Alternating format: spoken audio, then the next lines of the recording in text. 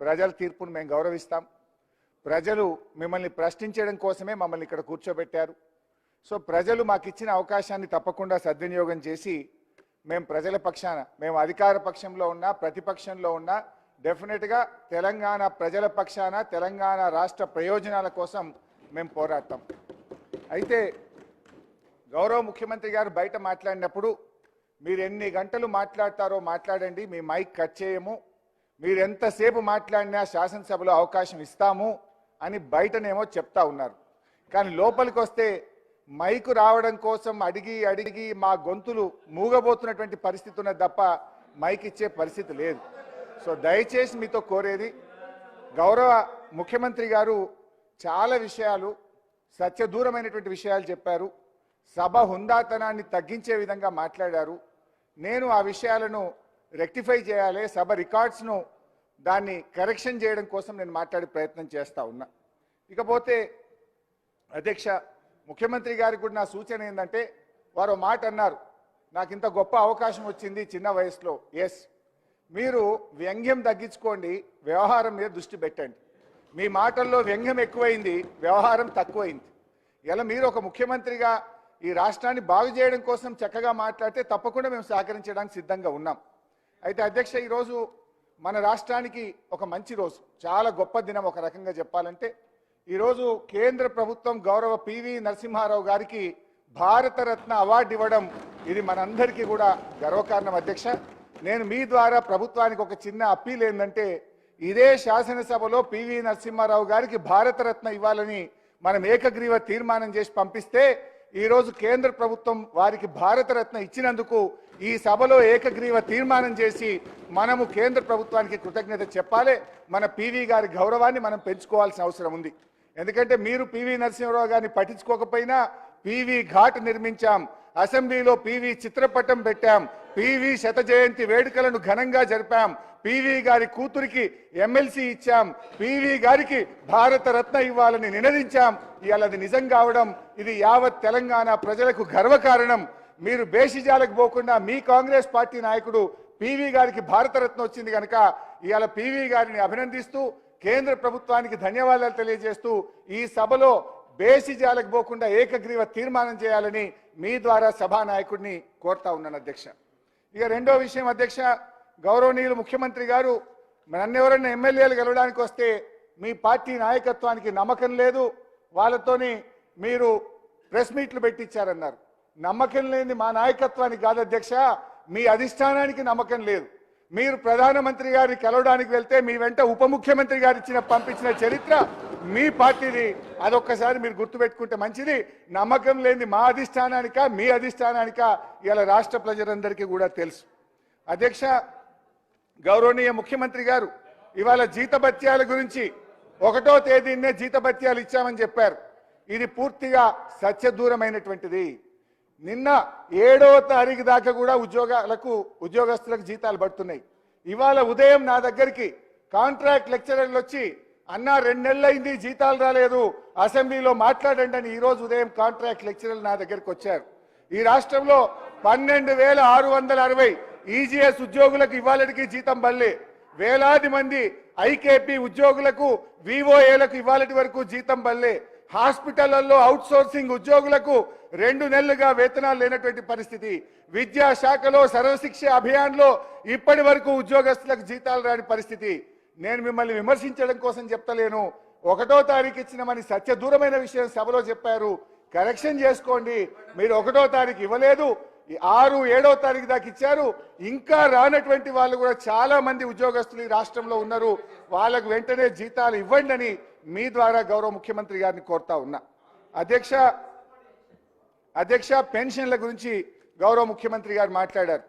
నేను ముఖ్యమంత్రి గారిని నేనేదో సవాళ్ళు విసరడమో ఛాలెంజ్లు చేయడమో చేయగలుగుతా, కానీ మీరు కొత్తగా వచ్చినారు, ఇంకా పూర్తిగా పరిపాలన మీద గ్రిప్ రాలేదు, ఇంకా రావాలి, సమయం పడుతుందని మీకు నేను కరెక్షన్ కోసం చెప్పే ప్రయత్నం చేస్తున్నా.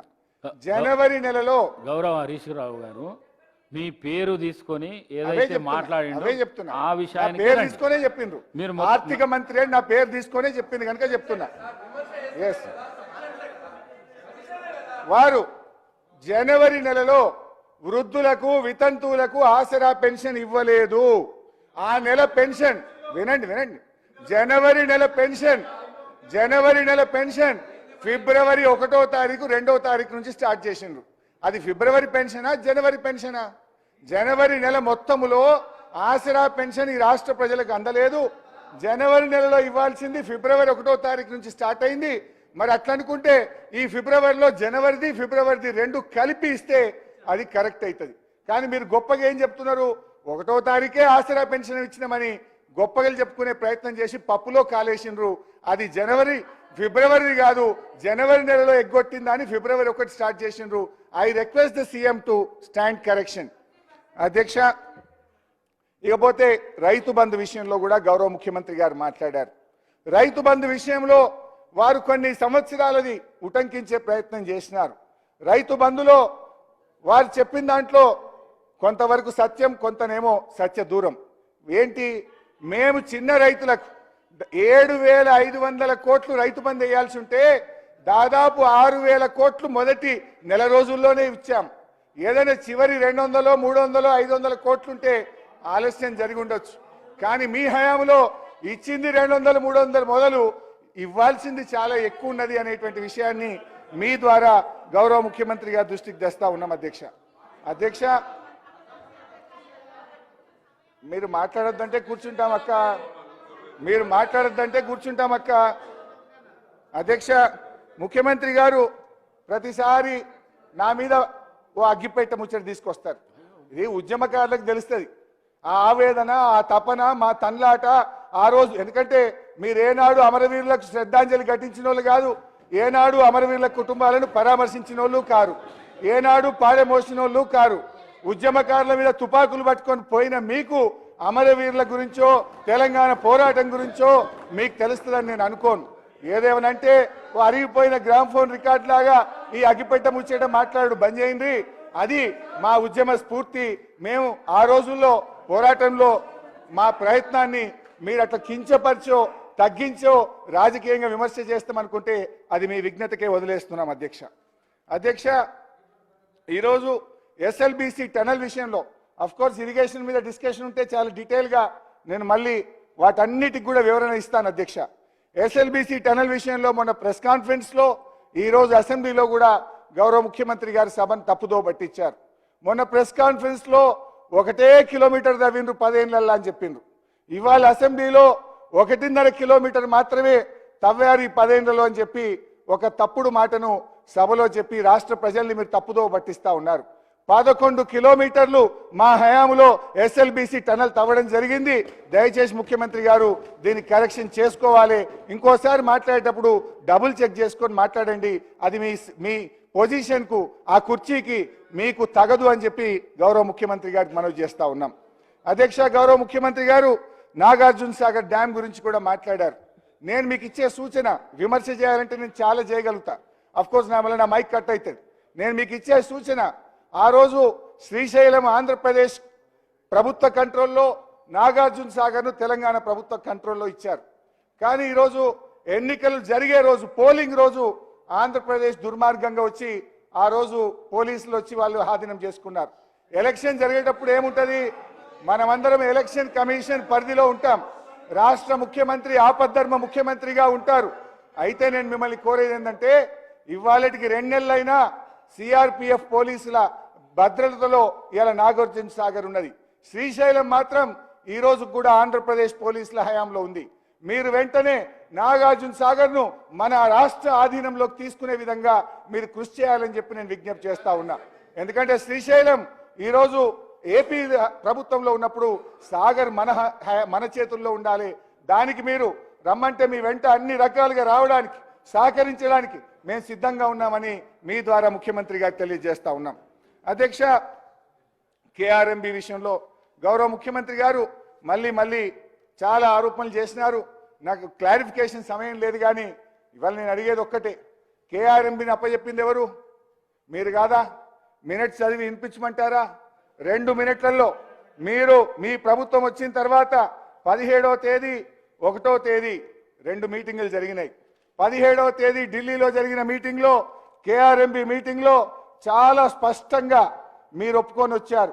Both the states will hand over 15 prioritized component outlets of Nagarjuna Sagar project and Srisailam project to KRMB within 1 month time period. ఇది ఎందుకు ఒప్పుకొని వచ్చినారు? మరి మేము ఆ రోజు ఒప్పుకోలేదే. ఇది నా కథ కాదు, నేను చెప్తున్నది కాదు.